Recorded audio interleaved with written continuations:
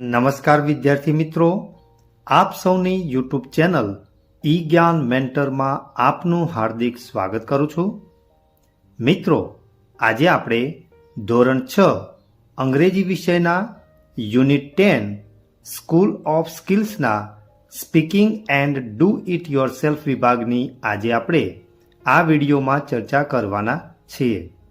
Video શરૂ કરતા પહેલા જો તમે ચેનલ પર નવા હો તો ચેનલને સબસ્ક્રાઇબ કરજો અને બાજુમાં રહેલ બેલ આઇકનને પ્રેસ કરજો કે જેથી કરીને મારા નવા આવનારા વિડીયોનું નોટિફિકેશન આપના સુધી પહોંચતું રહે.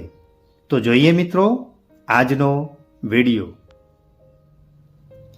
અહીંયા વિદ્યાર્થી મિત્રો સ્પીકિંગ વિભાગમાં આપણને સૂચના આપેલી છે, read the dialogue, make pairs and enact it.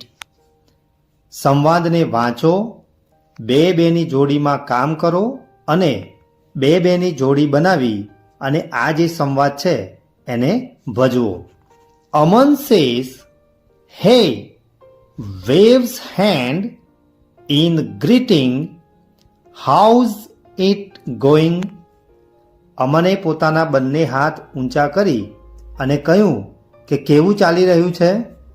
Joseph says, I am fine, thanks, just got back from vacation, smiles and nods. Joseph જવાબ આપતા કહે છે, હું એકદમ મજામાં છું, તારો ખૂબ ખૂબ આભાર, અને અમે હમણાં જ વેકેશનમાંથી પાછા આવ્યા છીએ. Aman says, Oh, nice. Where did you go? Leans in curiously. Aman કહે છે, અરે વાહ, બહુ સુંદર કહેવાય. તમે ક્યાં ગયા હતા? Joseph says, the beach. It was amazing. Spreads arms wide. Joseph કહે છે કે અમે બીચ પર ગયા હતા અને ત્યાં ખૂબ જ મજા આવી. તે ખૂબ જ અદ્ભુત હતો. પોતાના બંને હાથ પહોળા કરી અને એ કહે છે. Aman says, that sounds incredible. I am jealous, laughs and rolls eyes playfully. Aman એને જવાબ આપતા કહે છે, આ સાંભળીને ખૂબ જ અમને અતુલ્ય લાગ્યું અને મને તારી ઈર્ષ્યા થાય છે, હસે છે અને તેની જે બંને આંખો છે એ રમતમાં ગોળ ગોળ ફેરવે છે. Joseph says, you should go sometime, you would love it, nods encouragingly. Joseph એને કહે છે કે તારે કોઈક વાર ત્યાં જવું જોઈએ અને તું જો ત્યાં જઈશ તો તને એ જગ્યા ખૂબ જ પસંદ પડશે. Aman says, yeah, I think I will, thanks for the suggestion, gives a thumbs up. Aman કહે છે, હા, ચોક્કસથી હું ત્યાં જવા માટે વિચારીશ. તારા સૂચન બદલ તારો ખૂબ ખૂબ આભાર, અને પોતાનો અંગૂઠો ઊંચો કરે છે. Joseph says, no problem, welcome back to reality, shakes Aman. Joseph કહે છે, કોઈ વાંધો નહીં, હવે તું વાસ્તવિકતા તરફ પાછો આવી જા. Aman says, oh, don't remind me. I have so much work to do, rubs temples. અમન કહે છે, અરે તારે મને એ યાદ દેવડાવવાની જરૂર નથી, હવે મારે ઘણું બધું કામ પણ છે. Joseph says, well, I am going to go unpack, turns back and leaves. Joseph કહે છે, સારું, તો હવે હું પાછો જઈ રહ્યો છું. તો અહીંયા વિદ્યાર્થી મિત્રો આપણને જે સંવાદો આપેલા હતા એ સંવાદનું આપણે વાંચન કર્યું અને તમારે તમારા વર્ગખંડમાં બેની જોડી બનાવી અને આ જે સંવાદ છે એને તમારે તમારા ક્લાસરૂમમાં એને ભજવવાનો છે. તો હવે આપણે આગળની એક્ટિવિટી જોઈએ. અહીંયા વિદ્યાર્થી મિત્રો આગળ આપણને સૂચના આપેલી છે, work in pairs, ask each other any 3 questions from the box and listen to the answers. અહીંયા વિદ્યાર્થી મિત્રો ફરી એકવાર તમારે બેની જોડી બનાવવાની છે અને તમારે તમારા સામેનું જે વ્યક્તિ છે એટલે કે તમારો જે મિત્ર છે એને અહીંયા જે બોક્સમાં જે પ્રશ્નો આપેલા છે એમાંથી કોઈ પણ 3 પ્રશ્નો તમારે પૂછવાના છે.